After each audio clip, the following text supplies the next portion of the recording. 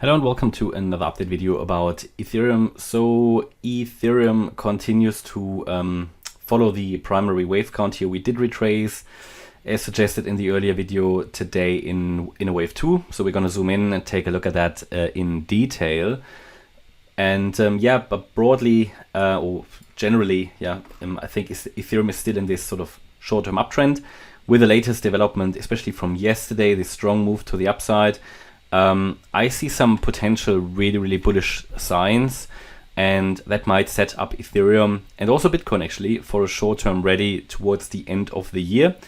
We will see. I did share on Telegram and Discord a few days ago for channel members that usually from the period from the 15th of December to the end of the year, at least in the stock markets, is one of the best periods historically, really, and even in bearish years you normally get a decent rally. Now okay, this year could be different.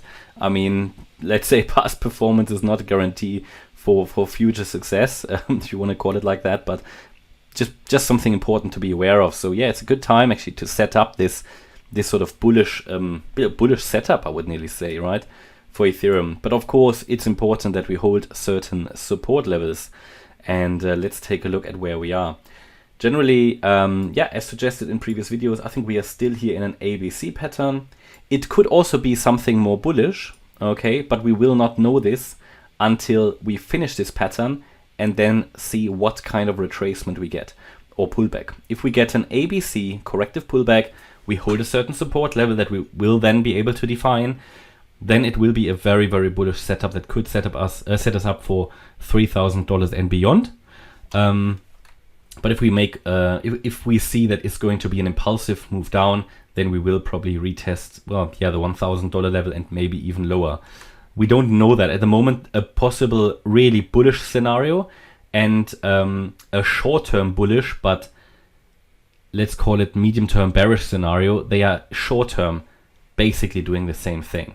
So it's good on one hand, on the one side, because it means we are following basically the same wave count. There's certain confluence here as long as we're holding certain support levels, but it just means that we just need to be we need to pay a lot of attention when we've reached this target up there, maybe around $1,500, to finish off this C wave, and then we need to pay attention when we then come down. But until then, we're just following this. Again, we still have this inverse head and shoulders on the chart that would take us to actually $1,500. Normally not paying much attention to these patterns, but it is quite an obvious one, and it is pretty much in line. It's a possible bullish reversal pattern that is pretty much in line with the Elliott wave count here, and that just shows how those more traditional patterns, they can be very much aligned with the Elliott wave count. And the overall count still suggests here a wave 1 done, a wave 2 done. We're now in the wave 3, there will be a 4 and a 5, and we're now in this third wave. My view remains that we've completed a wave 1 here when we peaked at 1308 here a few days ago or a week ago. We then came down in a wave 2 yesterday. We hit my support area. We did reverse quite impressively, and we could really be in this third wave now. Off the third wave, again, there should be a fourth and fifth to follow. If we now zoom in, we can see that it at the moment plays out as the wave count would suggest. We talked about yesterday those signals here that the low is in this wave 2. Those signals most of them were fulfilled. We then, in my first video today, I talked about this being a possible triangle to break out to the upside, to reach possibly here the trend line, which we did. So we made that fifth wave. I must say, it is a very short wave 5. It is a very short wave 5. It is a good target. It basically reached target. If I take the length of the wave 1, I compare that to the length of the wave 5, we get the 1-to-1 ratio, that's fine. Ideally, I would have liked it to go a bit higher so that we can rule out other options, because I mean, this could just be an A, B, C, but again, then, and it could be still a wave 4, let's say it like that. It could still be a wave 4, and we get one more rally up in wave 5. But the thing is, we've now pulled back to the last support level that the wave 4 would allow. So I can't fully rule out that this might still be a wave 4 and we hit an ABC pattern. but I think it's getting less likely now that we've also hit the support of the wave 2. Yeah, it's quite a deep pullback. So I prefer this wave count, that this is a wave 1 complete. We're coming down in wave 2. But just one of my long orders just triggered here. In this support area, I'm scaling in these support areas. It's a bit difficult to get a clear view of what this is here. I've labeled it as an ABC now. It's a bit hard to say really what it is, but if we look at the fib retracement, we've now reached the 50% retracement. That's sort of the first level for a wave 2. That's relevant. I mean, yes, the 38.2 fib level as well, but it's not that often that we react to it bullish. So yeah, the 50%, that's why I've defined this support area here, and we did get into it, which is great. So the target was reached, first target at least. At the moment, I would expect it to go a bit lower, maybe to 1250 or 1237.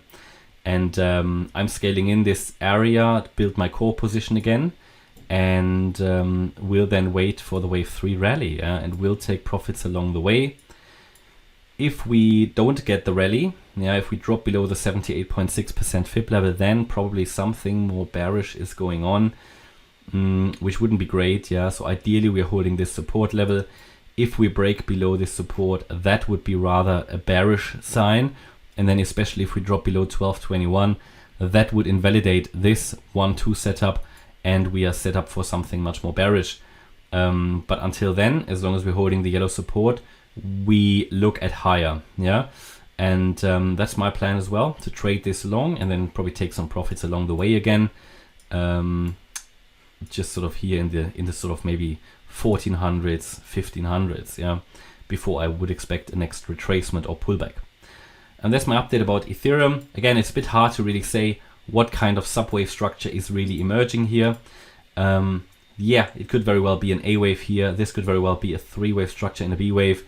And then we could come down now in the C wave, which ideally would go a little bit lower. So if I really assume this might be A, this might have been B, then the first ideal target, not looking at retracements, but looking at the Fibonacci extensions, would be 1246. So keep an eye on that level. That is pretty close to the 1250 level, which is the 61.8% retracement.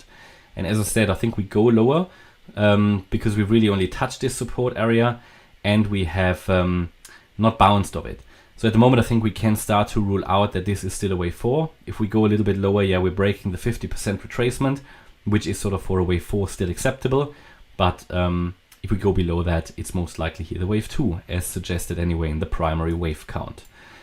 And that's my update about Ethereum. I hope you liked the update. If you did, please hit a like button, leave a comment and subscribe. And if you really like the content, then please check out the channel membership. Thanks a lot for watching. Bye-bye.